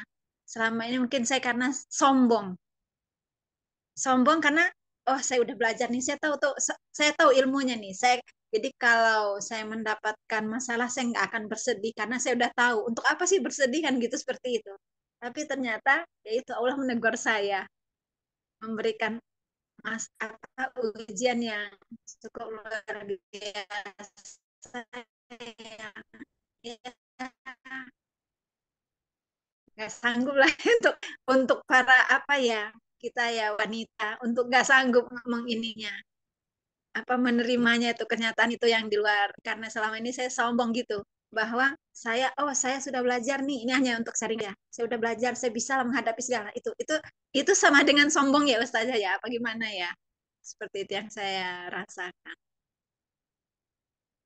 Terus sama mau bertanya, kalau kita dapat masalah itu seharusnya kita wajar bersedih, apa kita berusaha untuk tidak bersedih, Ustazah? Masya Allah. Ya, ada lagi Bu Nelda. Ada itu aja. Masya Allah. Ya, peluk dari jauh dari kita semuanya untuk Bu Nelda ya. Alhamdulillah. Bu Nelda dari mana? Dari Bandar Lampung. Insya Allah, Bandar Lampung. Ya, Bu Nelda, kami doakan, saya pribadi juga doakan semoga Allah tegarkan Bu Nelda menghadapi masalah-masalahnya. Amin. Meskipun kami semua tidak tahu, tapi tadi dari cerita Bu Nelda seakan-akan nggak nggak napak, ini melayang. Ini kita udah bayangin ya Allah, berat apa itu ya. Jadi kita mungkin tidak perlu sampai tahu ceritanya, tapi kita punya kewajiban untuk mendoakannya ya. Tuh, kita doakan Bu Amin. Nelda kuat. Ya. Amin. Amin. Hmm. Em, Tentang yang pertama ya, kita merasa sudah melakukan suatu hal, ini, akhirnya Allah uji kita. Berhubungan tadi dengan materi yang sudah kami sampaikan bahwa terkadang kita sudah merasa sudah settle dengan suatu ibadah. Kita sudah melakukan ibadah ini, mungkin kita sudah gampang lah nanti. Tapi ternyata di situlah Allah mengingatkan kita bahwa kita selalu butuh kepada Allah, sekalipun kita punya gelar apapun di muka bumi ini. Gelar apapun, gelar pembelajar, gelar doktoral, profesor, apapun itu semuanya tetap diuji sama Allah. Jadi ujian itu bukan hanya kepada orang-orang orang-orang tertentu, tapi kepada semuanya diuji. Cuman dengan kadar tertentu terserah Allah, gitu ya. Terserah Allah memberikan ujian kepada hambanya. Bahkan em, pernah ya teman-teman para penghafal Quran ya, teman-teman yang sudah hafizah 30 juz gitu ya, sudah mungkin sudah berdakwah ini ya, em, sharing-sharing dengan saya ya. Ya Allah, Ustazah Tirta, kok saya dapat ujian ya, gitu. Kok saya dapat ujian, padahal kan saya keluarganya Allah di muka bumi ini. Kan sudah disampaikan bahwa kalau kita menghafalkan Al-Quran, kemuliaannya ini. Bahkan kita keluarganya Allah di muka bumi. Tapi kok Allah kasih ujian ke kita, gitu. Ya. Kemudian kalau secara logika dunia, iya ya, kok keluarga tapi diuji ya, gitu. Satu hal yang saya selalu sampaikan kepada teman-teman dan juga pengingat untuk diri saya bahwa ujian itu bukan berarti tanda Allah marah sama kita, kan? Ujian itu adalah bentuk cinta Allah kepada kita. Bahwa Allah masih menganggap kita ada di dunia ini.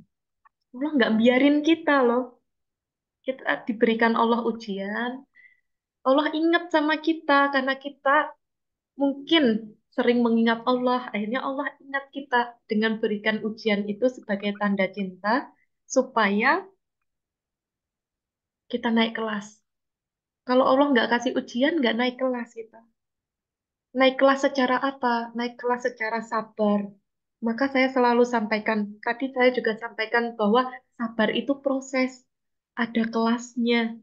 Jadi ketika kita dikasih ujian sama Allah, kita dilatih sabar. Setelah kita sudah melalui ujiannya, level sabar kita naik. Terus naik gitu ya. Maka sabar itu proses yang terus perlu di-upgrade seumur hidup. Bukan saya sudah orangnya udah sabar nih gitu ya. Sabar di level apa gitu. Maka Allah kasih ujian untuk tes lagi gitu ya. Karena banyak orang yang tidak bisa melalui sabar itu. Akhirnya marah-marah, akhirnya emosi, akhirnya menentang, bahkan ada orang yang sampai keluar dari agama Islam karena tidak bisa melalui level sabar di ujian tersebut. Bahkan bahkan banyak orang yang mengakhiri hidupnya karena nggak lolos, nggak bisa di ujian itu, ujian sabar. Maka ketika kita tahu bahwa sabar, bahwa ujian dari Allah ini adalah tanda cintanya Allah pada kita, kita punya ketenangan hati bahwa Allah cinta sama kita. Walaupun kita punya gelar apapun di muka bumi ini, Allah cinta sama kita, maka Allah kasih ujian pada kita. Gitu. Itu untuk mengingatkan kita bahwa kita terus butuh kepada Allah. Itu. Saya sampaikan juga kepada teman-teman para ustadz ustazah di sini bahwa teman-teman para ustadz ustazah semuanya misalnya di sini sudah penghafal Al-Quran dari kecil sudah mondok sampai gede pun mondok, eh, aktivitas setelah mondok pun juga ngajar. Jangan berpikir bahwa terbebas dari ujiannya Allah gitu ya. Karena merasa sudah terus patuh sama Allah gitu ya. Enggak, ujian itu di mindset kita, pikiran kita adalah tanda cintanya Allah pada kita. Maka itu memang berat, berat untuk punya pikiran itu. Bagaimana bisa mengaitkan antara ujian kesedihan dan juga tanda cinta gitu ya. Saat kita sedang mengalami itu ya. Yang kita butuhkan adalah mengingat firman Allah bahwa jadikanlah sabar dan sholat sebagai senjatamu. Tuh. Maka ketika kita dapat ujian, sabar, sabarnya sudah nih. Allah sabar, sabar, sabar. Kemudian jangan lupa sholat. Terkadang kita lupa hanya fokus pada sabarnya, tapi kurang sholatnya. Gimana Ustazah sholatnya? Sholatnya bisa tambah sholat sunnahnya. Sholatnya mungkin Allah meminta kita dekat sama Allah lebih dekat dan lebih lama. Mungkin selama ini sholat kita sekedar sampai salam, kemudian tasbih, takbir, tahmid, kemudian doa, selesai, cus gitu ya. Padahal kan momen sholat itu yang paling ditunggu juga, yang paling Masya Allah ditunggu juga adalah pasca sholat itu. Kita duduk, diam, tenang, ngobrol sama Allah.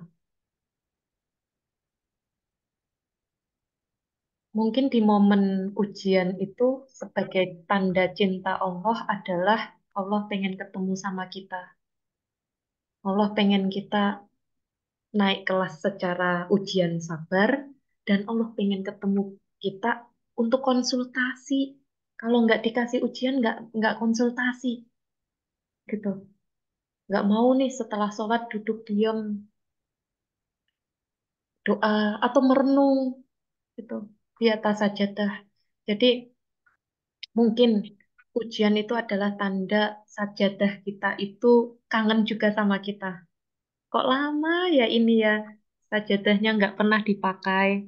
Kok lama ya ini mukenanya cuman dipakai sholat wajib aja. Nah, ini sebenarnya sebagai pengingat kita untuk otak kita bisa memproses ya bahwa ujian itu maknanya apa. Kemudian ketika kita dapat ujian kita harus apa. Itu. Jadi rindulah dengan sajadah kita, rindulah dengan mukenah kita, rindulah dengan tilawah kita, karena disitulah Allah juga rindu sama kita. Gitu. Itu yang pertama, Bu eh, Nilda. Kemudian yang kedua, apakah em, ketika kita mendapatkan ujian wajar kalau kita sedih? Wajar, wajar kita sedih karena kita punya perasaan. Kita punya perasaan yang memang emosi itu em, ketika kita dapat suatu hal, kita punya respon feedback terhadap eh, kejadian tersebut. Nah, sedih wajar gitu. Sedih wajar dan kembali lagi bahwa kesedihan itu kita perlu maknai, maknai. Jadi bukan kita terlalu lama di sedihnya dulu, di sedihnya lama banget, tapi maknanya belum dapat gitu. Sedihnya boleh di beberapa waktu awal sedih, diterima, diterima terus cari maknanya. Kenapa ya gitu? Kenapa ya gitu. Jadi cari kenapa ya Allah berikan ini pada saya? Kenapa ya Allah ini? Kenapa ya dan lain sebagainya. Jadi ada momen kita bertanya kepada Allah, ya Allah kenapa ya ini ada ada tugas tersembunyi apa ya di balik ini gitu. Jadi bukan bertanya kepada Allah lebih seakan-akan menyalahkan Allah atas takdir, tapi bertanya kepada Allah apa yang hamba perlu lakukan setelah ini gitu.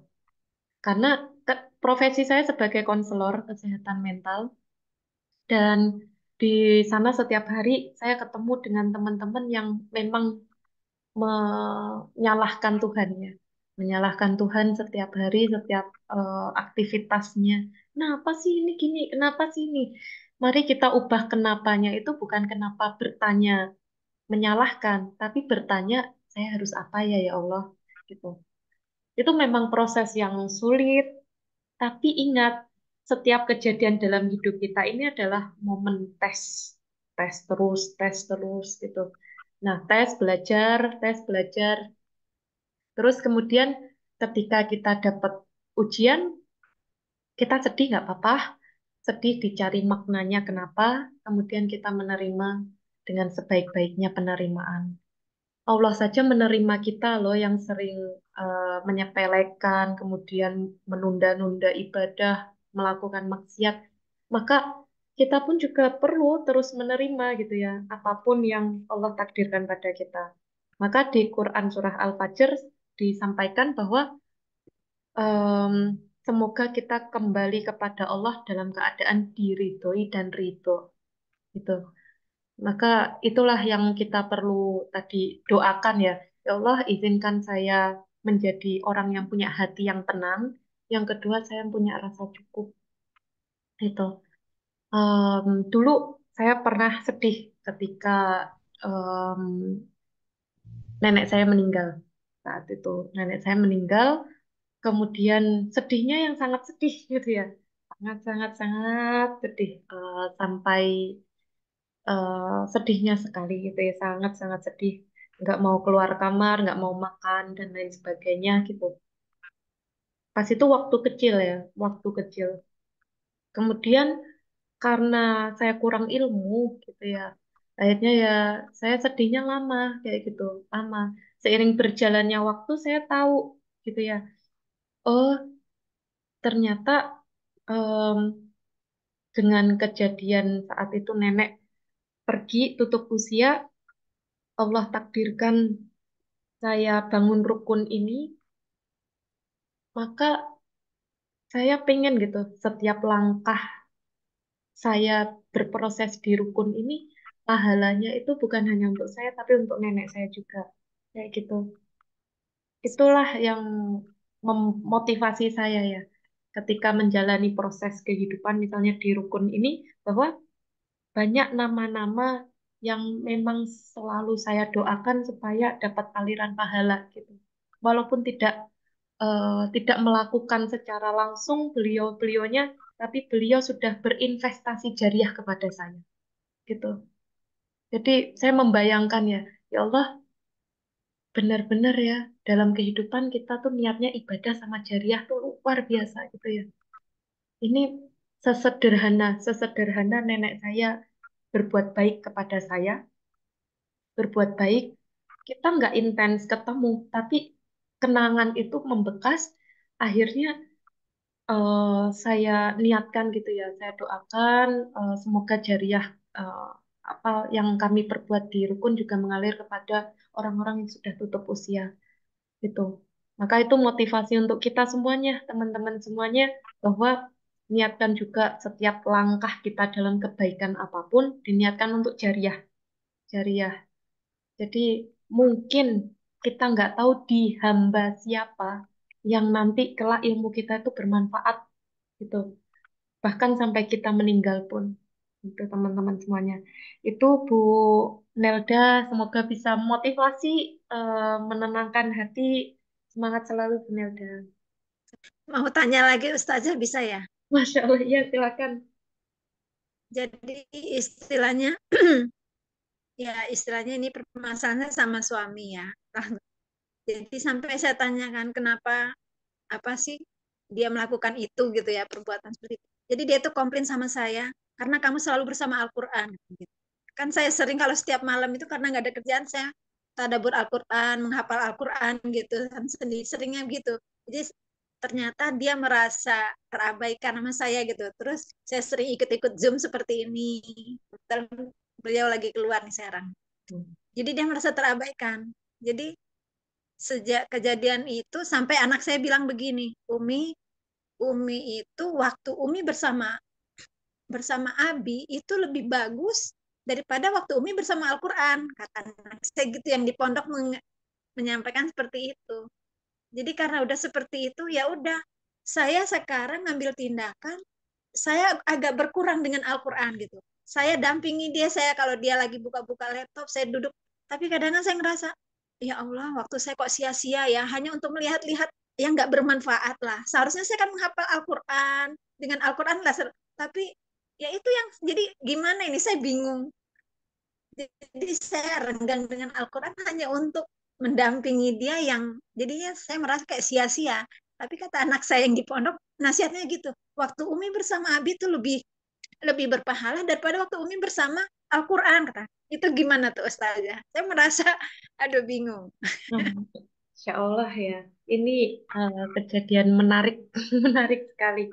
Em, Iya, ini em, pasti Bu Nelda ini lagi bingungnya, bingung banget ya, karena di dua pilihan yang sama-sama baik gitu. iya, iya. Terus em, terbatas dari pengalaman saya ya, mungkin saya belum pernah ada pengalaman tersebut gitu. Tapi dari pandangan saya, wallahu alam ya, em, ketika diminta untuk harus benar-benar memilih ya, harus kalau di situasi benar-benar harus memilih, kalau kita melihat dari fadilahnya dan keutamaannya, pasti harus memilih suami. Tuh. Iya. Kalau itu dalam kondisi yang benar-benar harus, harus ya. Tapi kalau saya tadi melihat dari ceritanya Bu Nelda, sebenarnya Allah mungkin ya, Allah itu sedang meminta Bu Nelda untuk bisa manajemen waktu dengan baik. Gitu. Manajemen waktu dengan baik. Contoh misalnya, suami bekerja pagi sampai sore, kemudian sore sampai malam di rumah. Suami punya ekspektasi harapan ketika suami di rumah, Bu Neldanya siap untuk bersama suami gitu.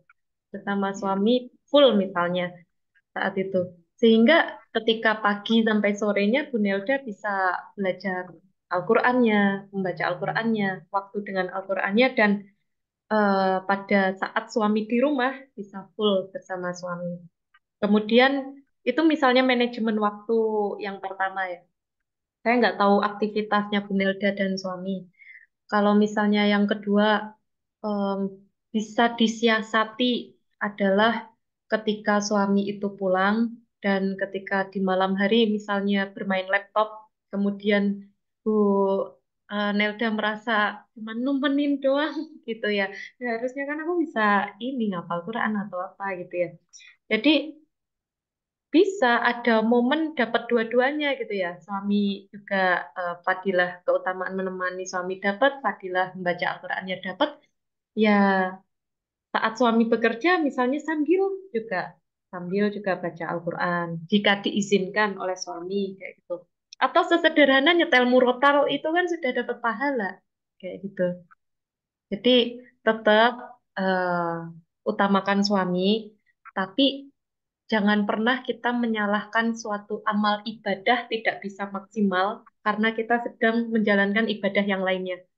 Gitu. Jangan sampai kita menyalahkan amal ibadah satu tidak bisa maksimal karena kita berdalih sedang fokus kepada amal ibadah yang lainnya. Kayak gitu. Sehingga seperti seakan-akan menyalahkan salah satunya karena ini aku jelek di sini, karena sini aku jelek di sini. Kayak gitu.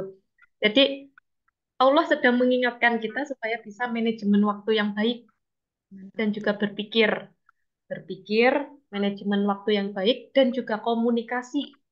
Jadi eh, terbatas dari pengalaman, tapi teman-teman yang sering konseling dengan saya itu kan semuanya ibu rumah tangga ya. Jadi cerita tentang kehidupan rumah tangga dan memang salah satu hal yang membuat sering cekcok di rumah tangga itu karena minim komunikasi. Istri maunya apa, suami maunya apa, tapi nggak ditransfer komunikasinya dengan baik gitu. Kalaupun sudah ditransfer komunikasinya sudah, tapi meninggikan ego masing-masing gitu. Kalau sebatas pengetahuan ya, sebatas pengetahuan, em, menikah itu kan proses kita meredam ego ya. Ini sebatas pengetahuan, belum sampai di banyak pengalaman seperti Bu Nelda dan ibu-ibu yang lainnya. Tapi itu nasihat dari saya yang eh, belum punya pengalaman hal itu. Tetap utamakan suami, tetap juga belajar Al-Quran, tapi manajemen waktu yang baik, juga berpikir komunikasi yang baik, turunkan ego, dan minta pertolongan kepada Allah, merasa butuh sama Allah. Mungkin itu ya. Iya ya, Masya Allah. Jazakallah khair, Ustazah Tirta. Ya, amin. Semangat Bu Nelda. Insya Allah, amin, Ya, amin. insya Allah. Ya Allah, nanti dipraktekkan langsung Bu, atau nanti malam sudah reng-reng ini waktu. Ya, ya. Ustazah, kalau saya nanti chat pribadi bisa nggak? Boleh nggak? Oh iya, boleh silakan. Nah, ya Allah, sangat terbuka ya Iya, teman-teman. iya. Mm. Ya, bagi siapapun pokoknya silakan chat gitu. Ya, mungkin itu ya Bu Nelda ya. Ya, makasih. Syukran. Oke, Afwan. Mungkin itu teman-teman ada kesempatan satu lagi bagi teman-teman yang mau sharing ataupun tanya, silakan.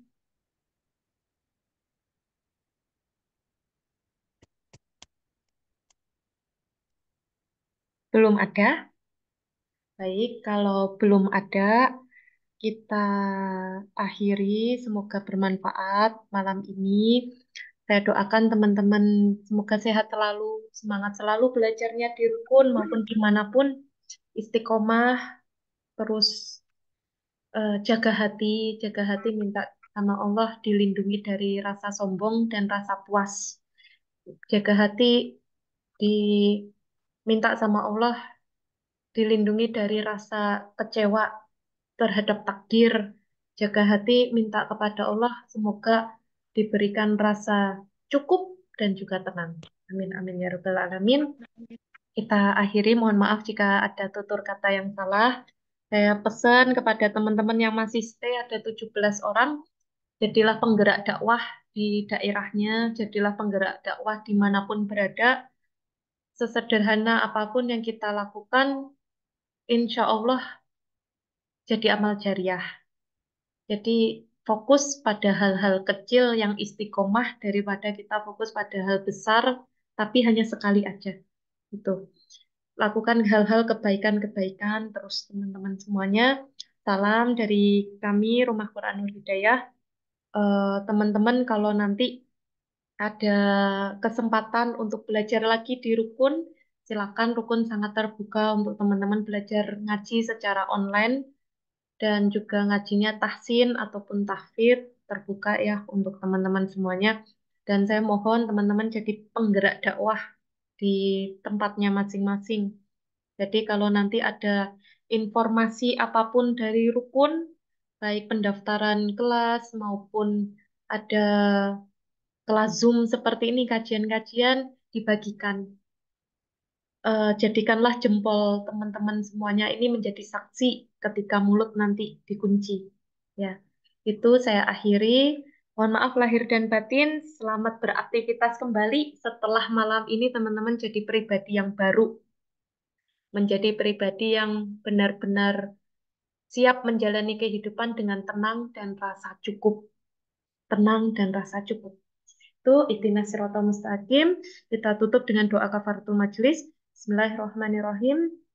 Subhanakallahumma wa bihamdika asyhadu an la ilaha illa anta astaghfiruka wa La atubu ilaik. ilaha illa astaghfiruka wa atubu ilaik.